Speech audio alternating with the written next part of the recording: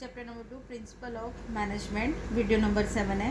हम principles discuss कर रहे थे, इसमें 10th प्रिंसिपल पे आ गए, प्रिंसिपल ऑफ ऑर्डर। ठीक है, किसके प्रिंसिपल कर रहे हैं हम? फ्योल सर के कर रहे हैं। फ्योल सर ने 14 प्रिंसिपल्स बनाए हुए थे मैनेजमेंट के, उसके 10th प्रिंसिपल पे आ गए। तो 10th प्रिंसिपल क्या कहता है कि principle of order. Principle order का मतलब क्या है? In this principle order does not mean command, but it refers to the orderly arrange of man and material, that is the fixed place of every and everyone in the organization. means Fayol sir कहते हैं कि ये principal जो है इसका मतलब है कि हर एक चीज़ को सही ऑर्डर में आपको लगा के रखना है। मीन्स कहने का कि हर एक ऑर्गेनाइजेशन में सबको पता है मैन एंड मटेरियल दोनों चीज़ें होती हैं, तो उनको इस तरीके से इस ऑर्डर में आपको रखना है ऑर्गेनाइजेशन में, जिससे कि वेस्टेज ऑफ मनी कम हो। जब जिसकी हमें ज़रूरत हो उसी टाइम पे वो चीज़ें वहाँ पर मिल जाएँ। इसके लिए क्या क्या चीज़ें हो सकती हैं? मेन कीवर्ड्स क्या हैं इसके? प्रिंसिपल ऑफ ऑर्डर क्या कहता है कि first, fix and right place for every man and every material. हर एक के लिए फिक्स राइट प्लेस आपको बना करके रखना पड़ेगा ऑर्गेनाइजेशन के अंदर। कहाँ पे कौन सा सामान है, कहाँ पे हर एक जितने भी मेंबर्स हैं उसके, जितने भी वर्कर हैं उन सब के लिए केबिन की ज़रूरत है तो अलग से केबिन बनाया जाए। तो मतलब हर एक फिक्स प्लेस होना ज़रूरी है, फिक्स प्लेस करना ज़रूरी होता है। ठीक है। सेकेंड और क्या होगा इससे? No wastage of time in search of the person and material. ठीक है, इससे क्या होगा कि ऑर्गेनाइजेशन में जो वेस्टेज ऑफ टाइम हो जाता है सर्च करने में लोगों को कि ये कहाँ पर है या हमारा सामान कहाँ पे रखा है या टूल्स कहाँ पे रखे हैं, तो ये सर्च करने में बहुत ज़्यादा टाइम वेस्टेज होती है, तो ये वेस्टेज होनी कम हो जाएगी। ठीक है, जब सबका राइट प्लेस होगा, सबको पता है कि कौन सी चीज़ कहाँ पर रखी, उसका फिक्स प्लेस है, तो वहीं पर मिलेगी जा करके, तो टाइम की वेस्टेज कम हो जाएगी। Clear? Systematic and orderly arrangement of the physical and human resources. जितने भी ह्यूमन एंड फिजिकल रिसोर्सेज जितने भी हैं उनको सिस्टमेटिक तरीके से अरेंज करना है, जिससे कि ऑर्गेनाइजेशन का काम और फास्टली और फ्रिक्वेंटली अच्छे से चल सके। Next, fix and right place for every employee social order. ठीक है, हर एक एम्प्लॉय का एक बिल्कुल सही प्लेस कि कौन सी जगह पे किसने बैठना है, मीन्स एक केबिन बना करके जिससे कि वो अच्छे से काम कर सके। Fix and right place of every material orders. जितने भी आपकी मशीन्स हैं, जितने भी आपके टूल्स हैं जो आप यूज़ करते हैं, उनको भी एक राइट प्लेस होना चाहिए, जिससे कि ढूंढने पे जो चीज़ जहाँ चाहिए वहाँ पर वो मिल सके। क्लियर? तो ये प्रिंसिपल ऑफ ऑर्डर है। तो प्रिंसिपल ऑफ ऑर्डर क्या कह रहा है कि ऑर्गेनाइजेशन के अंदर हर एक चीज़ को सही वे में ऑर्डर करना बहुत ज़रूरी होता है, चाहे मैन हो चाहे फिर मटेरियल हो, उन सब का एक राइट प्लेस होना ज़रूरी है, जिससे कि वेस्टेज ऑफ टाइम कम होगा। क्लियर? पॉजिटिव इफेक्ट क्या होंगे इसके प्रिंसिपल ऑफ ऑर्डर के? कि इससे वेस्टेज ऑफ टाइम नहीं होगा, कि किसी ह्यूमन बीइंग को, जैसे आपको किसी क्लर्क को ढूंढना है या कंप्यूटर ऑपरेटर को ढूंढना है, तो आपका राइट प्लेस आपको पता है कि उसका केबिन कौन सा है, आप सीधा जाके बात कर सकते हैं, वेस्टेज ऑफ टाइम नहीं होगा। स्मूथ और सिस्टमेटिक वर्किंग ऑफ ऑर्गेनाइजेशन, बहुत ही स्मूथली काम चलता है।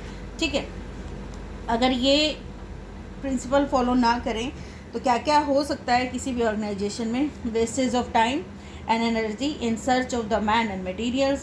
अगर हम सही सिस्टमेटिक वे में सही ऑर्डर्स में नहीं रखेंगे तो क्या होगा कि हम चीज़ों को ढूंढते ही रह जाएंगे, जिससे वेस्टेज ऑफ टाइम बहुत ज़्यादा हो जाता है।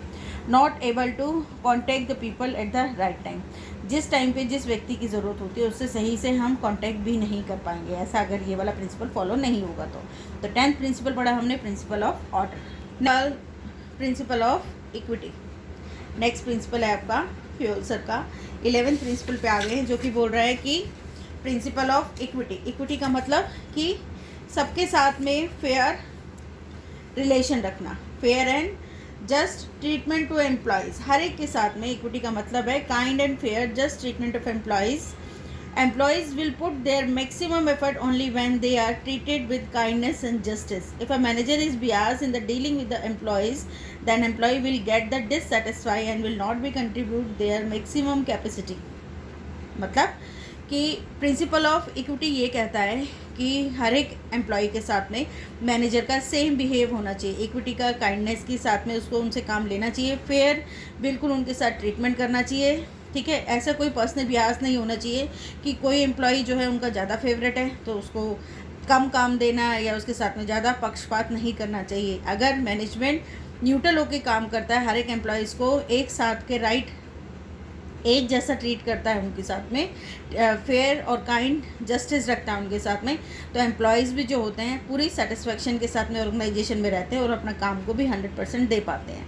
क्लियर? तो बोला गया है प्रिंसिपल ऑफ इक्विटी का मतलब कि मैनेजर्स को जो एम्प्लॉयज़ के साथ में इक्विटी का बिहेव करना चाहिए, फेयर एंड काइंड के काइंडनेस को ध्यान में रखते हुए उनके साथ बिहेव करना चाहिए। कोई भी पर्सनल अपना किसी भी एम्प्लॉय के साथ में पर्सनल ब्यास बेसिस पे कोई भी डिसीजन नहीं लेना चाहिए। तो क्या इसके की पॉइंट्स हैं? Fair and kind just treatment to employees, non discrimination with employees on the basis of caste, need और जेंडर। मीन्स किसी भी मैनेजर को एम्प्लॉयज़ के साथ में किसी कास्ट के बेसिस पे या जेंडर के बेसिस में उनके साथ में कोई भी पक्षपात नहीं करना चाहिए, सबको सेम समझना चाहिए और उनके साथ अच्छे से बिहेव करना चाहिए। Same policy and rules regulation for all the employees, हर एक एम्प्लॉय के लिए एक जैसे रूल और रेगुलेशन ही होने चाहिए, ये नहीं कि किसी के लिए कुछ और किसी और के लिए कुछ और। तो सेम रूल और रेगुलेशन होने चाहिए हर एक एम्प्लॉयज़ के साथ में, ठीक है। नो प्रेफरेंस टू मेल और person of special religion of the promotion, कि मीन्स कि किसी भी मेल को या फिर किसी भी स्पेशल रिलीजिएशन किसी कास्ट को ध्यान में रखते हुए भी पक्षपात कभी भी नहीं करना चाहिए, सबको सेम समझना चाहिए, ठीक है। Contract techniques of differentiate piece wages system, यही सब वेजेस सिस्टम के अंदर भी उसको ध्यान में रखना चाहिए। सेम पोस्ट के जितने भी वर्कर होंगे उनकी सैलरी भी एक जैसी ही होनी चाहिए, ऐसे कि नहीं किसी को बहुत ज़्यादा किसी को कम। तो क्या है प्रिंसिपल ऑफ इक्विटी कि कहने का मतलब कि मैनेजर को हर एक वर्कर को इक्वल मानना चाहिए, सबके साथ सेम जैसा बिहेव करना चाहिए, फेयर और जस्टिस के साथ में उनके साथ में काम लेना चाहिए। उनके साथ में कोई उनके रिलीजियस को लेके या मेल और फीमेल को लेकर के हमें कोई भी पक्षपात नहीं करना चाहिए। क्लियर? पॉजिटिव इफेक्ट क्या है इसके कि एम्प्लॉयज़ गेट सेटिस्फाई, से एम्प्लॉयज़ क्या है ज़्यादा सेटिस्फाई हो जाएंगे, ठीक है, मोटिवेट हो जाएंगे एम्प्लॉयज़ एंड बहुत अच्छे से काम कर पाएंगे उस ऑर्गेनाइजेशन में, ठीक है। और उनकी खुद की मोरल वैल्यू भी इंक्रीज़ होती है, ठीक है। ओके, नेक्स्ट, अगर इस प्रिंसिपल का फॉलो नहीं करती कोई ऑर्गेनाइजेशन तो क्या हो सकता है? डिससेटिस्फैक्शन इन एम्प्लॉयज़ में सेटिस्फैक्शन नहीं हो पाता, वो हमेशा यही सब कहते रहते हैं कि पक्षपात होता है और वो भी अच्छे से काम नहीं कर पाएंगे। Increase turnover, unhealthy relation between superior and subordinate, जितने भी सुपीरियर और सबऑर्डिनेट के साथ में जो रिलेशन होते हैं वो भी अनहेल्दी हो जाते हैं, अच्छे रिलेशन उनके नहीं होते। नेक्स्ट प्रिंसिपल, स्टेबिलिटी और टेन्योर ऑफ पर्सनल। इसका मतलब क्या है कि किसी ऑर्गेनाइजेशन के अंदर कितनी स्टेबिलिटी है एम्प्लॉयज़ की, ये भी बहुत इंपॉर्टेंट टॉपिक है। तो मैनेजर को इस चीज़ का भी बहुत पूरा ध्यान रखना पड़ता है कि इसका मतलब क्या है। It refers to the no frequent termination and transfer. According to this principle, the management must provide the feeling of job security among the employees, because with the feeling of insecurity for job, the employees cannot contribute their maximum efforts. ठीक है, क्या कह रहा है कि means organisation के अंदर employees को बार बार हटाना या नए लगाना, उनको टर्मिनेट करना या ट्रांसफ़र भी ज़्यादा नहीं होने चाहिए, क्योंकि ऐसी कंडीशन के अंदर एम्प्लॉयज़ अपने आप को वहाँ पर पूरा मैक्सिमम अपना 100% नहीं दे पाता है, वो अपने आप को सिक्योर नहीं महसूस कर पाता है, इनसिक्योरिटी में अपना 100% भी नहीं दे पाता है। तो बार बार एम्प्लॉयज़ को चेंज नहीं करना चाहिए, ट्रांसफ़र नहीं करना चाहिए, क्योंकि एक काम पर लगने के बाद में एम्प्लॉयज़ को भी जॉब की सिक्योरिटी चाहिए होती है कि उन्हें जब सेटिस्फेक्शन हो जाएगा कि उनकी जॉब की सिक्योरिटी है, कहीं नहीं जाने वाली है, उनको काम मिले रहेगा और यहीं रहेंगे हो, तो वो अपना और 100% देना स्टार्ट कर देते हैं। कीवर्ड्स क्या हो सकते हैं? नो फ्रीक्वेंट ट्रांसफ़र और टर्मिनेशन, लगातार नहीं करने चाहिए। Giving a minimum time off to employees to settle down, किसी भी नए एम्प्लॉय को आकर के ऑर्गेनाइजेशन में सेटल होने के लिए टाइम देना चाहिए, क्योंकि नया कोई एम्प्लॉय होता है तो कंपैरेटिव टू जो पुराने एम्प्लॉयज़ है उतना अच्छा बेहतर अपना नहीं कर पाता है, उनको प्रॉपर टाइम देना चाहिए। प्रोवाइडिंग जॉब सिक्योरिटी उन्हें देनी चाहिए कि उन्हें एक ये श्योरिटी हो कि हाँ, हमें काम पे से कभी भी बार बार नहीं निकाला जाएगा। Violation of principle increase the turnover of employees, अगर इसका प्रिंसिपल का हम पालन नहीं करते ऑर्गेनाइजेशन में तो जितने भी एम्प्लॉयज़ की टर्नओवर है वो बढ़ती चली जाती है। वेस्टेज ऑफ रिसोर्सेज का भी वेस्टेज होता है।